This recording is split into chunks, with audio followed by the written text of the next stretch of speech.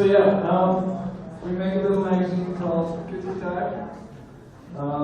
It's a literary zine with little ambition, and that's also the title of our talk. And the subtitle is "And How Little Ambition Got Us Here." If this talk in any way comes off as unprepared, that's because it is. We spent one afternoon in a bar and we drew this, and then this week, one night I had to make sense of this and put pictures into a PowerPoint, but I couldn't for the life of me make sense of this. So what I did was just put a lot of pictures in the PowerPoint, and we didn't rehearse, we didn't write anything down. But if it's one thing, it's chronological. So enjoy. Yeah, I wrote down some things like, for instance, that I have to say copies, talking about how many copies we have. So, the magazine is called Kutgitaar. Kutgitaar. Which literal translation means cut guitar, and more.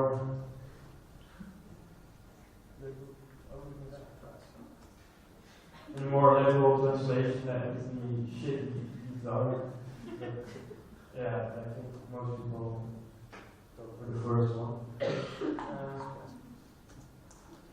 So the magazine is handmade by us.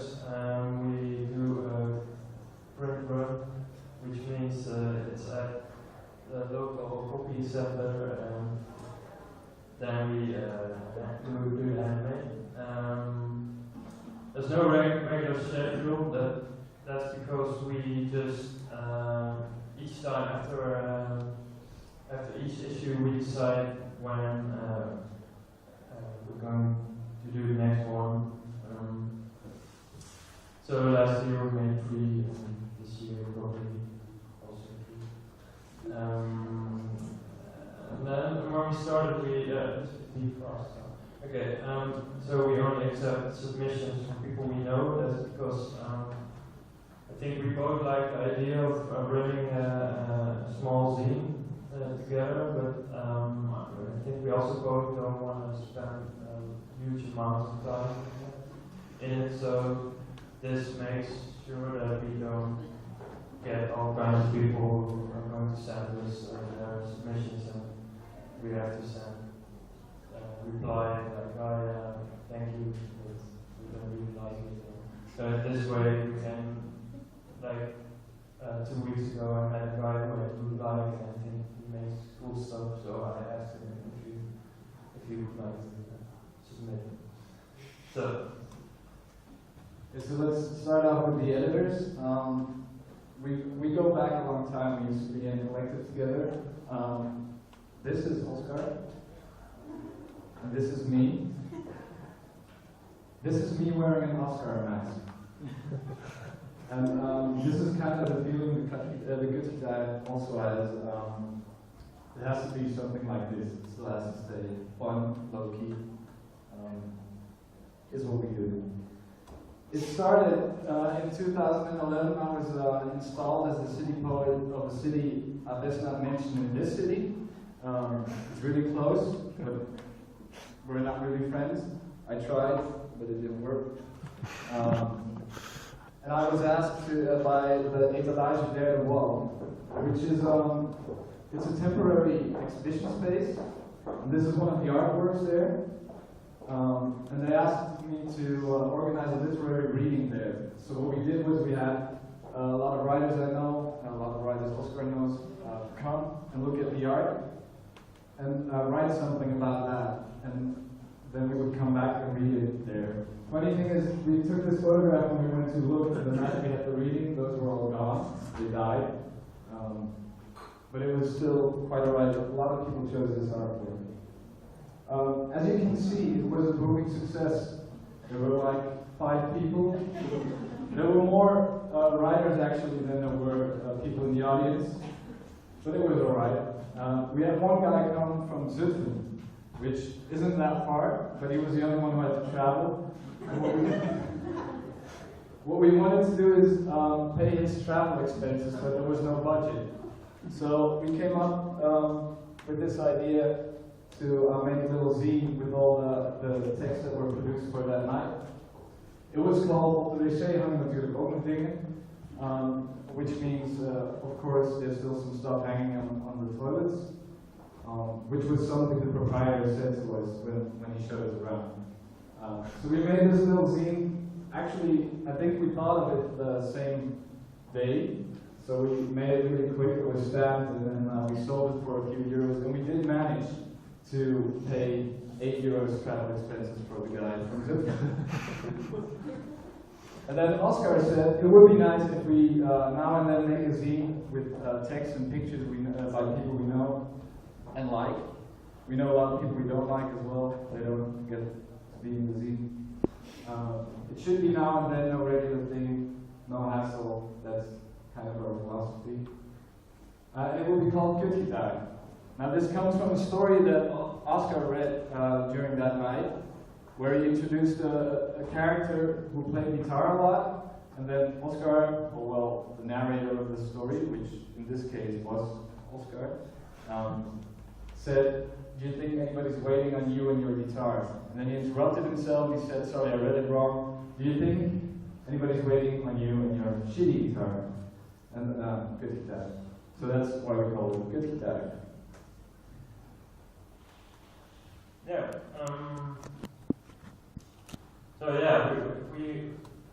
Dennis was working on making zines for a while, and so we have a lot of expertise already. And actually, the first you just saw the zine where we painted the guy with was Dennis' idea. At that time, I was also at the art space, and I saw like a really little zine. I think it was from Rotterdam, and it was filled with doodles and small art stuff, and it was really meaningless. But I really liked it because it was so without pretending to be anything.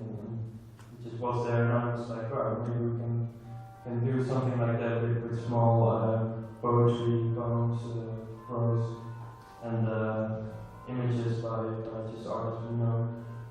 So we got together and we invited or asked some people to come up with material. I think we asked them to write an ode to the Kutgitaar. So the first issue was filled with lots of text about guitars or pictures painting how do you say it? Wound tango, somebody picture that. Yeah, there was a picture of a wound tango. We'll get back here. We'll get to that. Yeah, the first thing we did was make a Gmail account.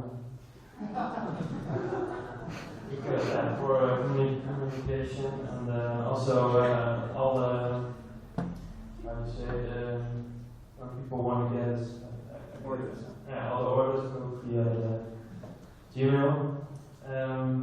So we had the material, we got together and we made an order of how to put it in the zine, and was really like, okay, this is nice, let's start with this. Okay, what's coming next? Maybe this. So then everything was really like low profile. We just like, let's try and make one zine. So for the cover, we also went on the internet. We were thinking about this crazy kind of guitars with 3 necks.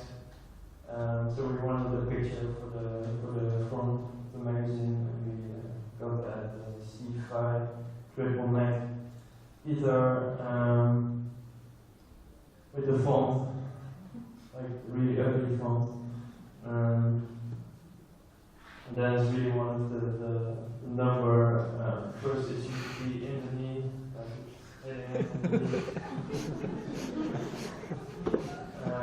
Then we put the names of the contributors on the back. It's not in the right order of appearing in the book. I don't know why we put it in this way. Maybe because it looks best. But and then the email address. So this was the first issue, and there were 30 copies, and it was like all these people. We're getting one anyway, so because they contributed, and so the last 10 or 12 issues were sold out in a day. So it was a success. Yeah, what we did was, I didn't have a cutting machine back then. This is at my office, and we just printed everything there, except the cover and everything. We used a cutting machine in my office, but we got past that. What we did was make a website which resembles the feeling of our first magazine. And then this is how the presentation of the first magazine looked. It was just a Facebook post. And, as you can see, there are 19 comments. Those were all people wanting one, but we already gave away like 12 to the people that contributed, so we couldn't do it. So we put everything online. And the first reviews came in through Facebook too. This is a guy from Rotterdam that reads a lot, and he has a series called Just Finished Reading. And he also mentions Van Bergman from Marvel's Magazine as one of his favorites in this issue. So then we decided we would ask him for every issue. And also, OK Periodicals wrote this nice piece. Here's the banjo. If you see it in the zines, you can download it. It looks really cool. And they have this nice little review, which is really cool, but except for one thing, they said it was a non-designed magazine. And I want to object to that by proving this is InDesign. We also have guides. See, there's guides. Not, as you can see, we don't really use the guides, but they're there. I'll change it on the website. Also, it was a non. There were some spelling errors in the text. I'll point them out to you. We also got some attention of this shop. It started in Rotterdam, but now they're in Sweden. It's close to Rotterdam. And I know the girl from my high school. I hadn't seen her for a long time, and via she heard about us doing the Kutgitaar. And they have this shop called Rock and Roll, so they were really like, oh, we need to have Kutgitaar selling in our small shop. So they asked me, and I'll come back to that later.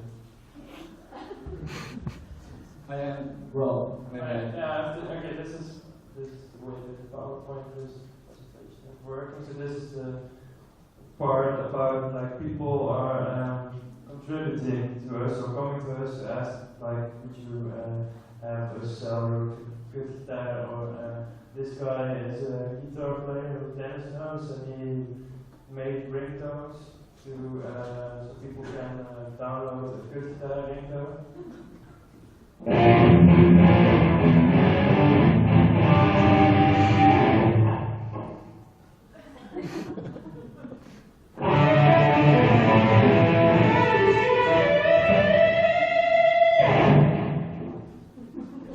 This was in the second issue, found linked.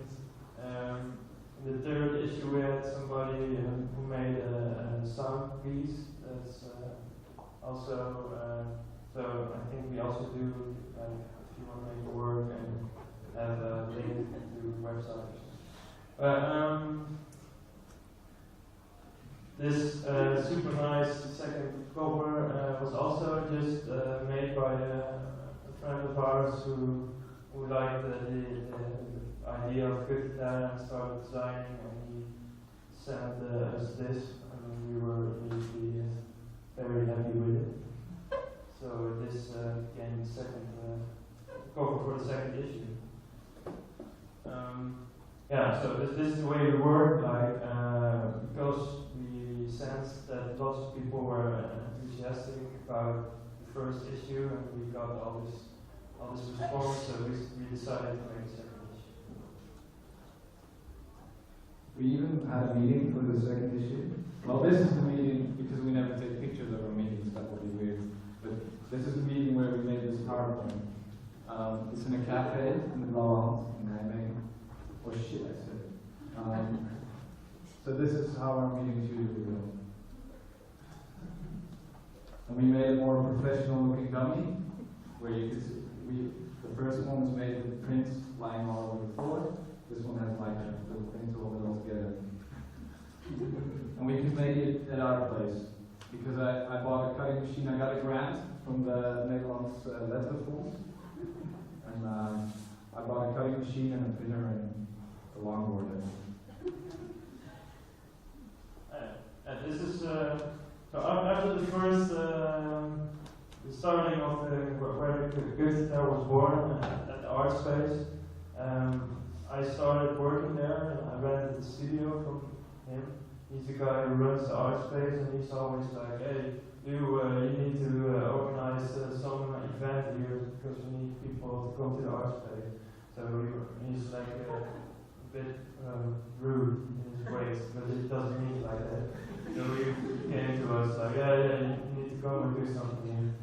So we decided to do the presentation of the second Kutgitaar at the art space. This is the poster, and we invited some of the contributors to the come and read some poetry, read some prose, have a good night, and this one was rather successful. Yeah.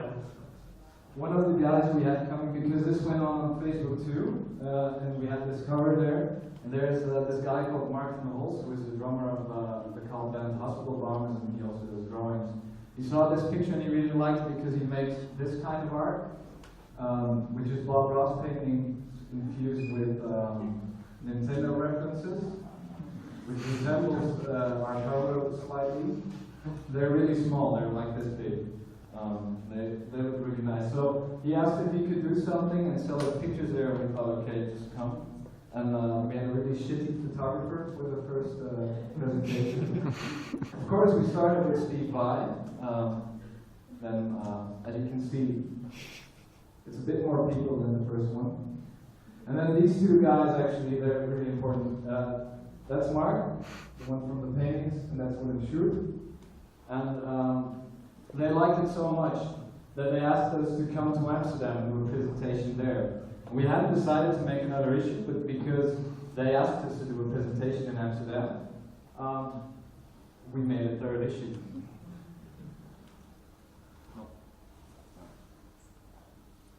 And this is Fashion Green with an Adolf Hitler mustache and the body of a 6-year-old girl. This was made by Baby Light. They're legendary in the sticker scene, in the street art sticker scene. They also made a really nice back cover, which you can see upstairs, because this is the issue we contributed to the exhibition. Also, this guy told me you should have showed me these glasses. They're fireworks glasses. They're prisms. And when you look at the light, you see like a rainbow thing. I have a lot of them. I had one with me. So maybe we can just pass that around. And yeah, so you can know how it looks. And we went to this place called New Anita. What we did was give the readers a headlight, so that when you were in the audience and you were wearing the glasses, it would look like this, which is pretty awesome. Oh.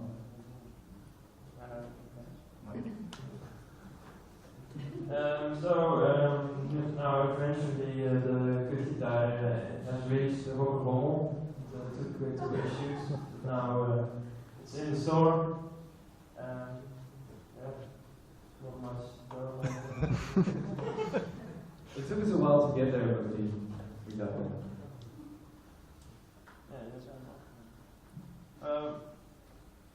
Yeah, to like close things up. My part. First, I wanted to excuse for my English. I wanted to say I like the thing about this project is that you it's very easy to just make something and do it with a group of people and everybody gets really enthusiastic and then stuff happens out of it. It's really nice to see how these dynamics work.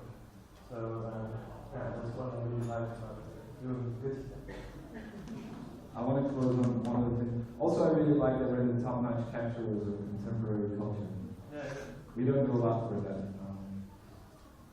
Everybody's talking about financing, so I thought I'd end on this. What you really need to do is find a coffee shop that has nice employees, because here's one employee who's also an artist. He always kind of gives us a discount without his boss knowing, and he also cuts it for us and collects it, which isn't really that nice because we have to put it apart again because we need to staple it and stuff, but I mean he tries. So here you can see some of the things he does, like this is 32, that's the covers, and then you know we put 16 here for the paper, and that way we always get like a €50 discount on the whole thing.